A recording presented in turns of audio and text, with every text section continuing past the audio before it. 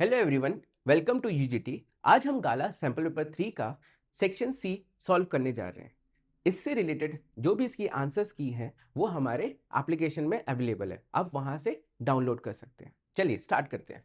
पहला क्वेश्चन हमसे बोल रहा है कि ट्रांसलेट द फॉलोइंग स्टेटमेंट्स को हमें ट्रांसलेट करना है और हमें केमिकल इक्वेशंस बनानी है और देन उसके बाद उसको बैलेंस करना है।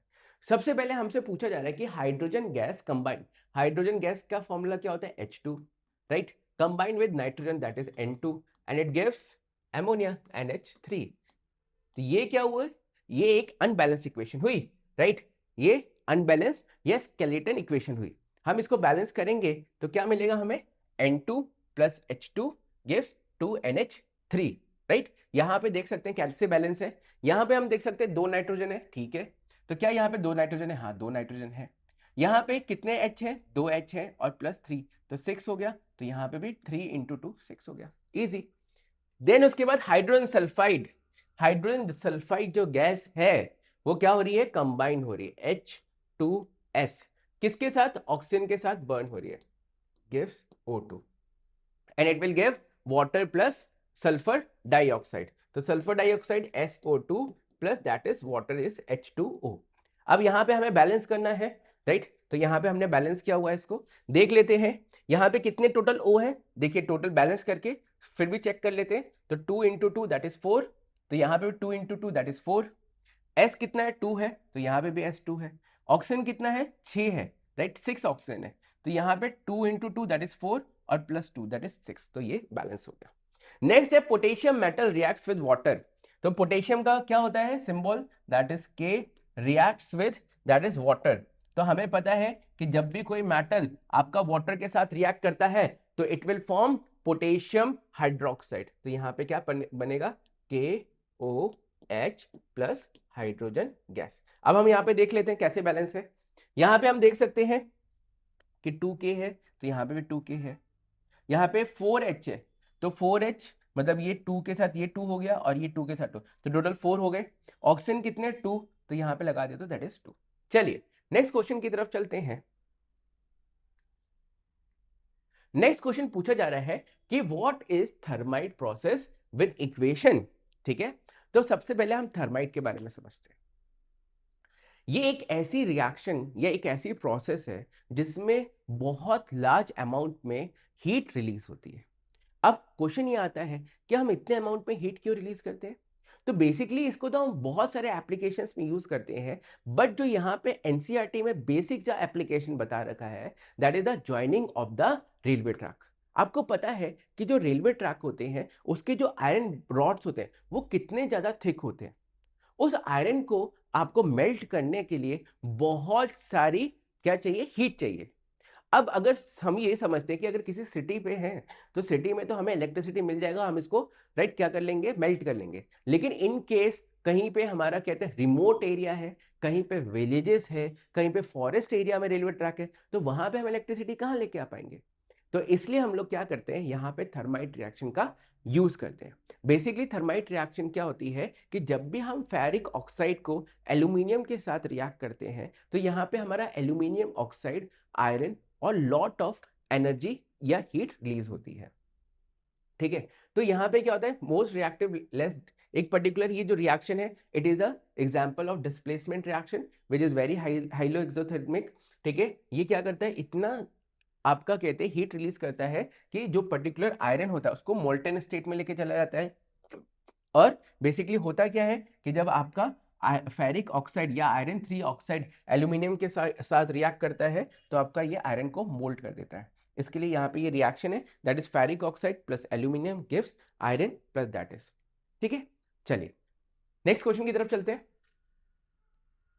नेक्स्ट क्वेश्चन बहुत सिंपल क्वेश्चन है। What are the remedies to prevent corrosion? Corrosion basically क्या होता है? इट इज कोरोजन क्या होता है? कोरोजन होता है ऑक्सीडेशन ऑफ मेटल्स। क्या होता है? Oxidation of metals. ठीक है, जब भी किसी मेटल के साथ ऑक्सीजन रिएक्ट करता है तो वो क्या कर देता है? उसको कोरोड कर देता है, जिसके धीरे धीरे धीरे धीरे करके क्या होती है? वो मेटल खत्म होते लगता है। ठीक है, और अगर यही आपका ऑक्सीडेशन आयरन के साथ हो तो उसको हम रस्टिंग कहते हैं। अब क्वेश्चन ये है कि हम इस कोरोजन को कैसे बचा सकते हैं। बहुत सिंपल से पेंटिंग कर सकते हैं। आपने देखा होगा आपके घर का जो आयरन का अगर इनकेस गेट है तो उसको हम पेंट करते हैं बार बार, ठीक है, ऑयलिंग करते रहते हैं, ठीक है। आपने देखा होगा कि जो आपकी बाइसिकल है उसकी जो चेन होती है आप बार बार उसको ऑयलिंग करते रहते हो, उसको ग्रीसिंग करते रहते हो। क्यों करते रहते हो? ताकि उसमें क्या हो सके, कोरोड ना हो सके। कोरोड हो जाएगा तो वो क्या होगा, एक तो जाम, साइकिल जाम चलने लगेगी और कहते हैं वो धीरे धीरे खत्म हो जाएगा। देन उसके बाद गैल्वेनाइजेशन। What is galvanisation? जब हम क्या करते हैं, एक मेटल के ऊपर जिंक की कोटिंग कर देते हैं तो उसको हम गैल्वेनाइजेशन कहते हैं, जिसकी वजह से जो हमारा मेटल होती है उसकी लाइफ इंक्रीज हो जाती है। नेक्स्ट आता है क्रोम प्लेटिंग, ठीक है। देन उसके बाद आता है हमारा एनोडाइजिंग, राइट। और हम एलॉय से भी यूज करके हम क्या कर सकते हैं, कोरोजन को रोक सकते हैं। And what is alloy? Right, आपको पता है, मिक्सचर ऑफ टू और मोर मेटल्स और नॉन मेटल्स। चलिए नेक्स्ट क्वेश्चन की तरफ चलते हैं। नेक्स्ट क्वेश्चन हमसे पूछा जा रहा है कि what is reflex action and give its 4 example, ठीक है। तो सबसे पहले मैं आपको एक चीज समझा देता हूं कि इन केस अगर मैं कुछ भी करता हूं तो सबसे पहले क्या होते हैं कि जो मेरे न्यूरॉन्स होते हैं ये कहां जाते हैं, स्पाइनल कॉर्ड जाते हैं, स्पाइनल कॉर्ड से ब्रेन के पास जाते हैं। ब्रेन डिसाइड करता है कि करना है नहीं करना, तो वो भी जो भी कहते हैं आपका रिएक्शन होता है वो स्पाइनल कॉर्ड में आता है, फिर उसके बाद पर्टिकुलर पार्ट तक जाता है। तो ये क्या है, ये नॉर्मल हो गए। बट रिफ्लेक्स एक्शन में क्या होता है, रिफ्लेक्स एक्शन एक ऐसे एक्शंस होते हैं जहां पे without any involvement of the brain वहां पे डिसीजन कौन लेता है, वहां पे डिसीजन स्पाइनल कॉर्ड लेता है। जैसे कि एक एग्जांपल से समझते हैं कि हमने यहां पे देखा कि ये हैंड है। अब ये हैंड क्या कर रहा है, किसी भी हॉट प्लेट को टच कर रहा है। जैसे इसने टच किया तो अगर मैंने इसको टच किया तो अब क्या हो रहा है, यहां से सिग्नल क्या जाएगा, पहले स्पाइनल कॉर्ड में जाएगा, फिर ब्रेन में जाएगा, फिर ब्रेन से डिसीजन आएगा, तब तक तो मेरा हाथ जल जाएगा। तो यहां पे क्या होता है, यहां पे हमारा जो हैंड होता है वो पहले टच करते ही निकल जाता है, ठीक है। तो ये इसके लिए रिएक्शन, इसके लिए एक्शन या इसके लिए डिसीजन कौन लेता है, इसके लिए डिसीजन हमारा लेता है स्पाइनल कॉर्ड। यहां से आपका सेंसरी न्यूरॉन की तरफ मैसेज जाता है और जो मोटर न्यूरॉन होती है यहां से आपका डिसीजन लेके आती है। हम एग्जांपल्स देख रहे हैं तो आपने देखा होगा किसी भी शार्प ऑब्जेक्ट के ऊपर हमारा पैर पड़ता है, तुरंत निकाल लेते हैं। हॉट ऑब्जेक्ट हुआ, ठीक है, नी जर्क्स हुए, ठीक है, मूवमेंट ऑफ डायफ्राम हुआ, स्नीजिंग हुए, कफिंग हुए, दैट ऑल आर आपका, that is example of reflex action. चलिए नेक्स्ट क्वेश्चन की तरफ चलते हैं। नेक्स्ट क्वेश्चन बहुत सिंपल है, what are the changes seen in the boys, right. बहुत सिंपल है, ठीक है। शोल्डर्स ब्रॉड हो जाते हैं, वॉइस थिक हो जाती है, थिक ईयर्स ग्रो करते हैं, टेस्टोस्टेरोन बनाने लगते हैं, बीएस आने लगती है, मोस्टेज आने लगती है। बहुत सिंपल क्वेश्चन है, ठीक है। चलिए नेक्स्ट क्वेश्चन की तरफ चलते हैं। तो आगे बढ़ने से पहले मैं आपको एक इन्फॉर्मेशन देना चाहती हूँ कि अगर आप 10 GSEB में हैं और अपने बोर्ड एग्जाम की प्रिपरेशन अच्छे से करना चाहते हैं तो हमने आपके लिए कोर्स लॉन्च किया है जिसका नाम है वॉरियर बैच। इसमें हम आपको पढ़ाएंगे 2 सब्जेक्ट, मैथ्स और सोशल साइंस। इसमें आपको प्रोवाइड किया जाएगा लाइव लेक्चर्स, उसके साथ साथ रिकॉर्डेड लेक्चर्स भी, फिर previous year question paper solution, regular test conduct कराए जाएंगे और आप हमको ऐप में मैसेज करके अपने डाउट्स कभी भी क्लियर कर सकते हैं। इसके अलावा गाला पेपर सॉल्यूशन, दोनों ही सब्जेक्ट के गाला पेपर वीडियो सॉल्यूशन मिलेगा और आपको सॉल्यूशन की पीडीएफ भी मिल जाएगी। फिर previous year question paper from 2022 to 2025, इसका भी वीडियो सॉल्यूशन प्लस सॉल्यूशन की पीडीएफ भी आपको हमारे ऐप में मिल जाएगी। Chapter wise important question and objectives, दोनों ही सब्जेक्ट के आईएमपी क्वेश्चंस चैप्टर वाइज और आईएमपी ऑब्जेक्टिव्स मिलेंगे आपको। Then text book exercise solution social science, maths की जो टेक्स्ट बुक एक्सरसाइज है उसका तो आपको यूट्यूब पर मिल ही रहा है, लेकिन सोशल साइंस में भी जो टेक्स्ट बुक की एक्सरसाइज है उसका सॉल्यूशन भी आपको ऐप में मिल जाएगा। Chapters wise hand written note, social science में जो सारे चैप्टर्स हैं उन सबके हैंड रिटन नोट्स की पीडीएफ आपको मिल जाएगी। Introduction plus exercise solution PDF, maths में आपको जितने भी चैप्टर्स हैं उनका इंट्रोडक्शन और सारे एक्सरसाइज की सॉल्यूशन की पीडीएफ, ये सारी चीजें हम हमारे ऐप में प्रोवाइड करेंगे आपको। हमारे ऐप का नाम है यूजीटी, जो प्ले स्टोर पर अवेलेबल है, और अगर आप ऐप स्टोर से डाउनलोड करना चाहते हैं तो इसका नाम है माई इंस्टीट्यूट। तो आज ही हमारे ऐप को डाउनलोड कीजिए और कोर्स परचेज कीजिए। All the best. Next question है कि सेक्सुअल रिप्रोडक्शन इन प्लांट्स, ठीक है। आपके पास देखिए अगर फ्लावर्स का या प्लांट्स का किसी का भी या एनिमल्स का सेक्सुअल रिप्रोडक्शन है तो आपको पहले एक चीज याद रखनी है कि एक्चुअली रिप्रोडक्शन होता कैसे। कि पहले देखिए आपके पास मेल से मेल गैमेट आता है, फीमेल से फीमेल गैमेट आता है,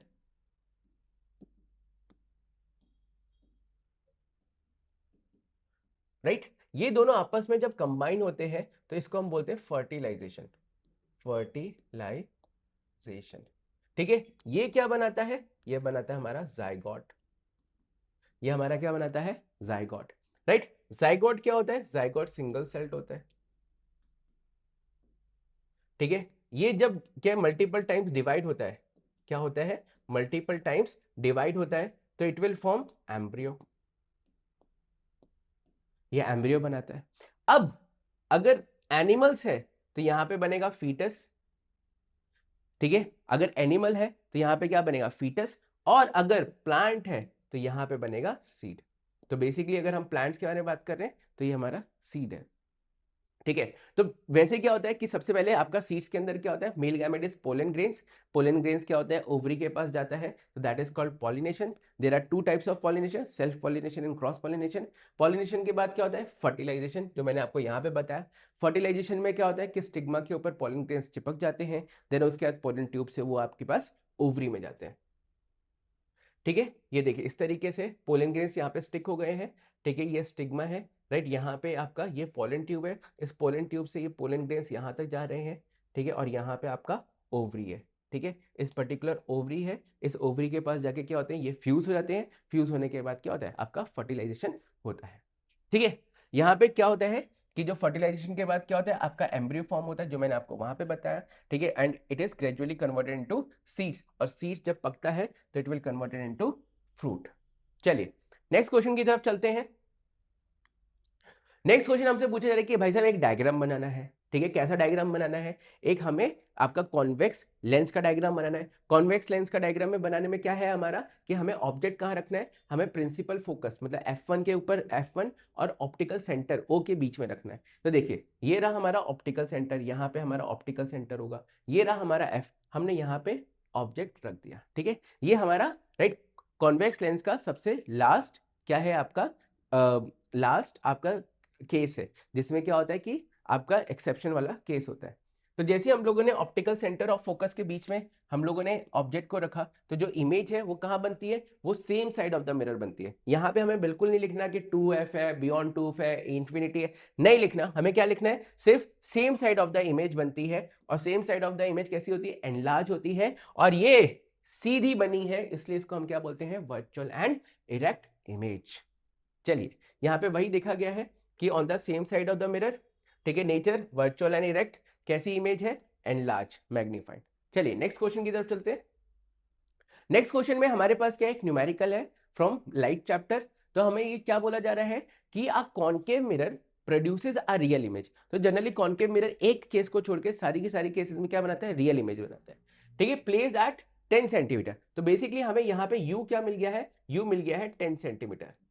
अब हमें पता है कि हमेशा ऑब्जेक्ट डिस्टेंस क्या होती है? पॉजिटिव होती है कि नेगेटिव होती है? हमेशा नेगेटिव होती है, तो यहाँ पे ये माइनस में आ जाएगा, ठीक है।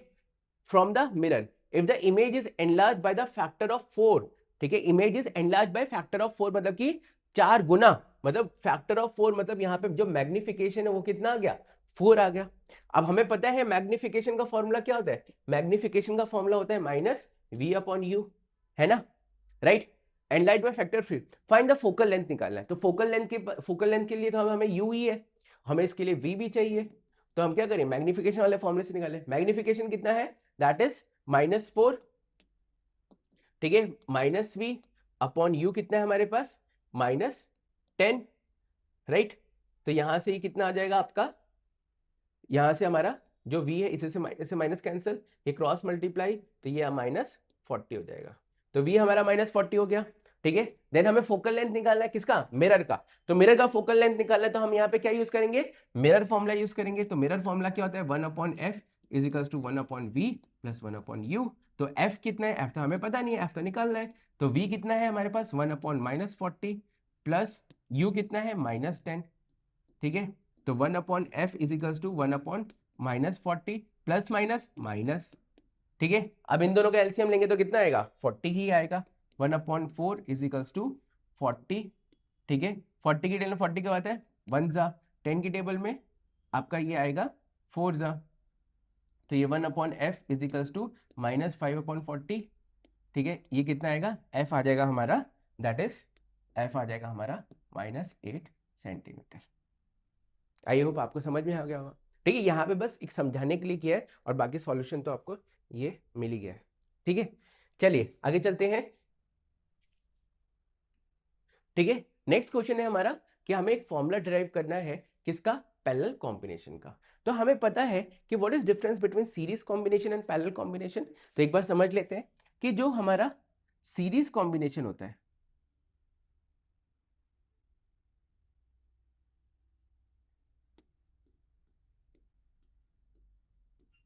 ठीक है, सीरीज जो कॉम्बिनेशन होता है उसमें क्या होता है, उसमें आपका करंट एक जैसा होता है, आई क्या होता है, सेम, ठीक है, और वोल्टेज क्या होता है, डिफरेंट होता है, ठीक है।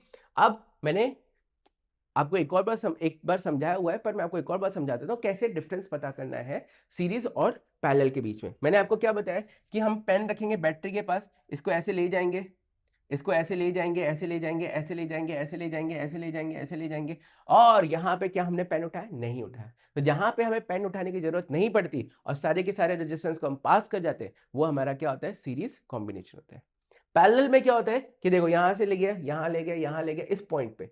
अब इस पॉइंट पे मैं या तो ऊपर जा सकता हूं, या नीचे जा सकता हूं, या यहां जा सकता हूं। अगर मैं ऊपर गया, यहां गया, यहां गया, तो मुझे इसके पास जाने के लिए क्या करना पड़ेगा, पेन उठाना पड़ेगा। तो जहां पे भी हमें दूसरे रेजिस्टेंस के पास जाने के लिए पेन उठाना पड़े, वो हमारा पैरेलल कॉम्बिनेशन है, ठीक है। अब यहाँ पे क्या लिखा हुआ है, यहाँ पे यही लिखा गया है कि जो हमारा पैरेलल कॉम्बिनेशन होता है वहां पे जो V होता है वो क्या होता है, सेम होता है, और यहाँ पे जो I होता है वो क्या होता है, डिफरेंट होता है, ठीक है। ये इसी में बाद में लिखा गया है। फिर हमने यहाँ पे लिखा गया है कि हमने पोटेंशियल डिफरेंस V लिया है, हमने रेजिस्टेंस R1 R2 R3 लिया है, करंट को हमने I लिया है, और इसके बाद हमें क्या करना है, ठीक है।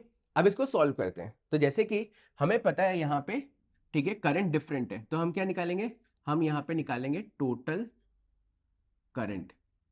तो टोटल करंट निकालने के लिए क्या हो जाएगा, that is I is equals to I1 plus I2 plus I3, ठीक है।